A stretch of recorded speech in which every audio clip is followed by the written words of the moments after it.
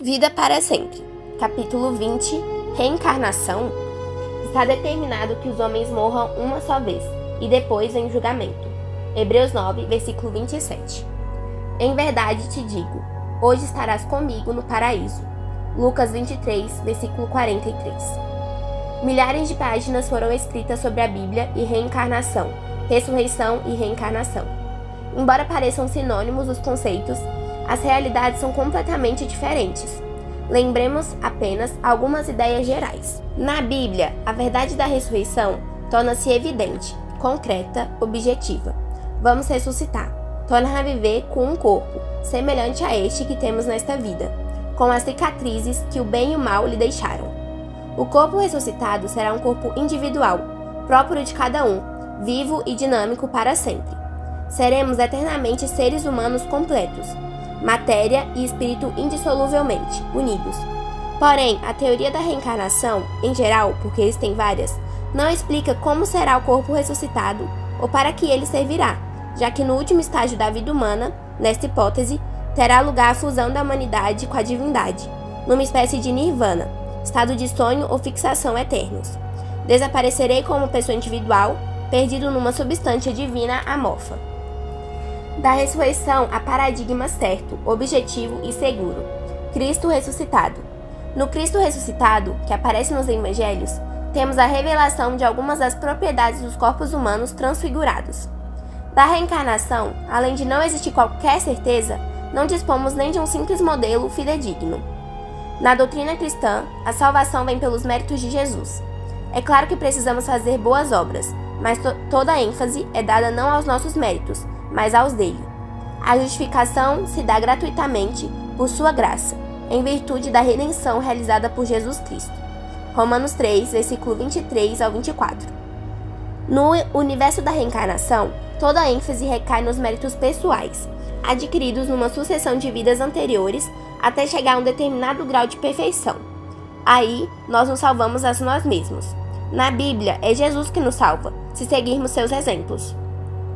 Baseados em conhecimento profundo da Bíblia e das conclusões da ciência, podemos afirmar com segurança que a reencarnação não existe. Não há argumento de qualquer peso a respeito de sua existência, apenas uma tradição milenar de alguns povos.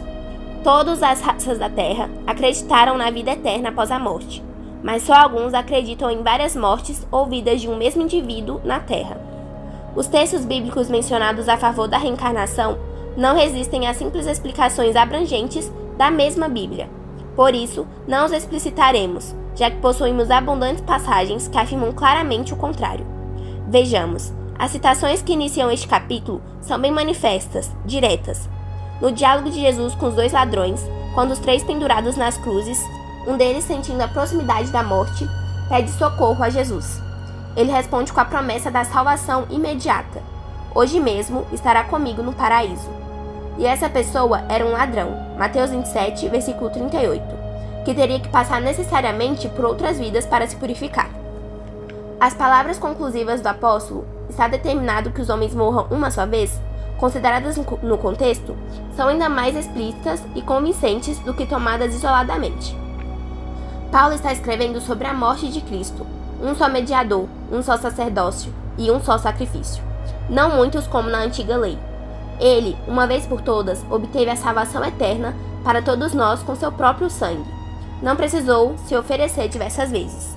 Hebreus 9, versículo 12 ao 26. Dando sequência lógica ao raciocínio, naturalmente se conclui: não precisou nos submeter a diversos estágios de vida para nos outorgar a salvação. Uma só vida é suficiente. Está determinado que os homens morram uma só vez e depois vem julgamento. Destoaria, na lógica e na narração, exigir várias vidas para ser redimido por um só sacrifício, único e perfeito. Para que a conclusão fosse entendida nesse sentido, teria que haver uma clara alusão a este fato. Sem qualquer advertência bem manifesta, alguém estaria querendo nos enganar a respeito de verdade tão relevante. Ao contrário, o alerta está completamente explícito a favor da primeira tese. Está determinado que se morra uma só vez, e depois o juízo. Muitas histórias se relatam ou se inventam sobre essa hipotética verdade das vidas passadas, mas tudo baseado em experiências pessoais, que não oferecem a menor garantia seriamente científica. Com esta afirmação, não queremos atingir essas pessoas na sua honestidade ou sinceridade. Elas podem estar sentindo como real essa pseudo-experiência devido a certos fenômenos psicológicos, mas estão objetivamente erradas. Juntemos ainda dois fortes argumentos racionais, porém de sólido cunho teológico, contra a reencarnação. Primeiro, se a reencarnação existisse, não apenas São Paulo, principalmente Jesus, deveriam ter nos advertido sobre assunto tão grave, como refletimos acima.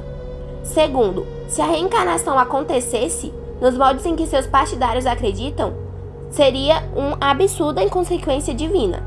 Deus castigaria num estágio existencial fatos realizados em outro, sem sabermos que mal fizemos ou que bem deixamos de fazer, porque são pouquíssimas as pessoas que dizem ter alguma ideia das vidas pregressas.